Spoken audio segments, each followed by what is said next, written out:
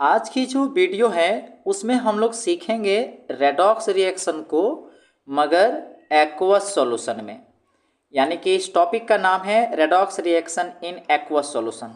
तो आइए समझा जाए कि एक्वस सॉल्यूशन में रेडॉक्स रिएक्शन किस प्रकार होता है। तो इसे हम लोग एक्टिविटी के आधार पर समझेंगे। तो आइए समझा जाए।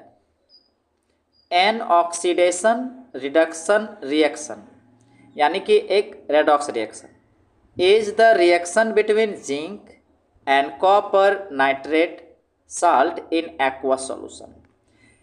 मतलब एक जिंक मेटल जब कॉपर नाइट्रेट के साथ रिएक्शन करता है उसके एक्वस सॉल्यूशन में, तो वहाँ पर रेडॉक्स रिएक्शन होता है। तो जिंक जब रिएक्शन किया कॉपर नाइट्रेट के एक्वस सॉल्यूशन में, तो उसका देखिए इक्वेशन को लोग इस प्रकार लिख सकते हैं।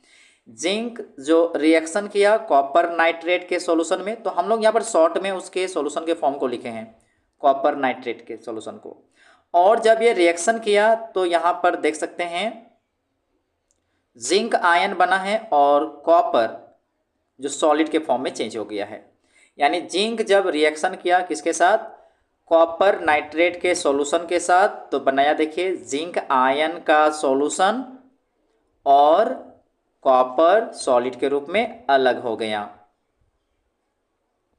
तो इन एक्वस सॉल्यूशन जब हमने कॉपर नाइट्रेट को सॉल्यूशन में लिया, एक्वस सॉल्यूशन में लिया, तो ये जो कॉपर नाइट्रेट है वो डिसोसिएट हो गया, टूट गया कॉपर आयन में एंड टू नाइट्रेट आयन में टूट गया। तो आइए किस तरह रिएक्शन हुआ है उसको समझा जाए। When A strip of zinc, यानी जब एक जिंक के पट्टी को कहाँ पर डिप्ड किए हैं, डुबाए हैं इन कॉपर नाइट्रेट के सॉल्यूशन में, तब क्या हुआ देखिए, जिंक मेटल लूसेस इलेक्ट्रॉन। तो जिंक मेटल ने इलेक्ट्रॉन को लूज किया और उसकी वजह से क्या हुआ, जिंक मेटल ऑक्सीडाइज्ड हो गया। क्योंकि हमें पता है कि जो इलेक्ट्रॉन लॉस करता है उसका ऑक्सीडाइज होता है। वेयर एज जबकि जो कॉपर आयन जो है एक्सेप्ट किया इलेक्ट्रॉन्स को एंड गेट रिड्यूस्ड, और वो रिड्यूस्ड हो गया। तो यहाँ देख सकते हैं इस रिएक्शन में एक जगह पर ऑक्सीडाइज हो रहा है, एक जगह रिड्यूस हो रहा है, तो रेडॉक्स रिएक्शन ऑफ कोर्स देखने को मिला। जिंक मेटल ने इलेक्ट्रॉन को लूज किया तो वो ऑक्सीडाइज हो गया, कॉपर आयन एक्सेप्ट किया तो वो रिड्यूस हो गया।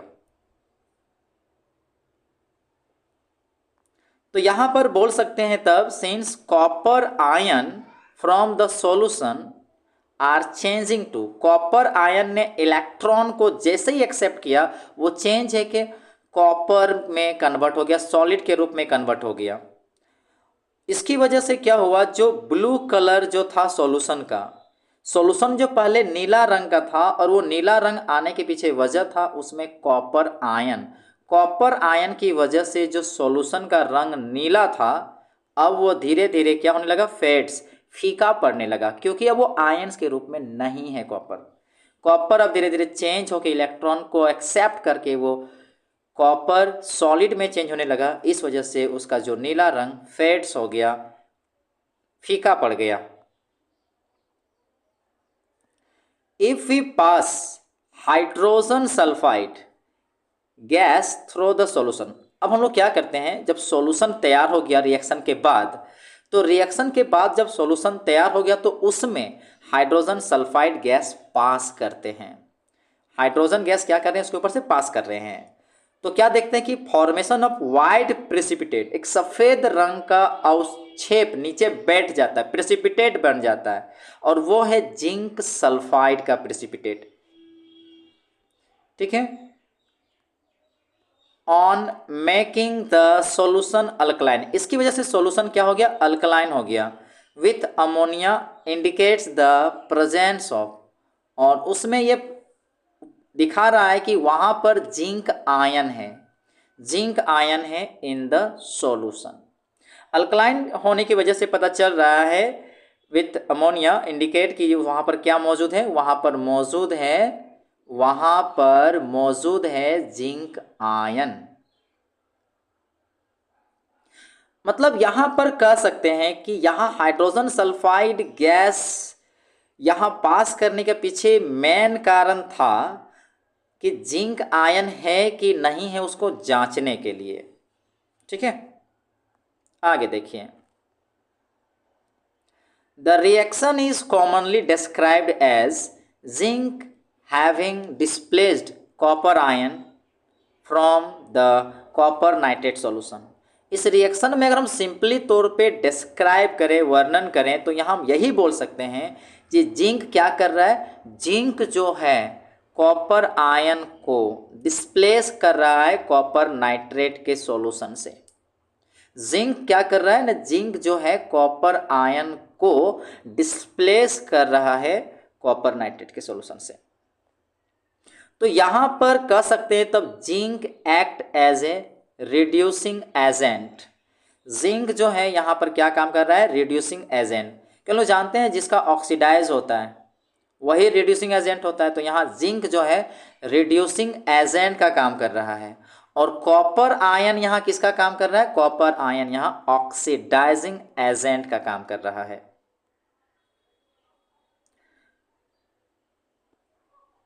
To study the state of equilibrium, अब हम लोग ये जांचना चाहेंगे कि मान के रिएक्शन हो गया और वो सॉल्यूशन इक्विलिब्रियम में पहुंच चुका है, अब इसकी जांच करते हैं। तो देखिए, we pass hydrogen sulphide gas through the solution, there will be no black precipitate of cupric sulphide indicating that. तो वहाँ पर देखिए, जब हमने ये जांचने के लिए कि वो इक्विलिब्रियम में अवस्था में है कि नहीं, और जब हमने हाइड्रोजन सल्फाइड गैस पार किए सॉल्यूशन में, मतलब सॉल्यूशन बनने के बाद, तो वहाँ पर किसी प्रकार का कोई काला रंग का प्रेसिपिटेट यानी कि क्यूप्रिक सल्फाइड नहीं बनता है। तो इस बात का इंडिकेट होता है कि नो रिएक्शन हैज़ अकर्ड, वहाँ पर कोई रिएक्शन नहीं हुआ है।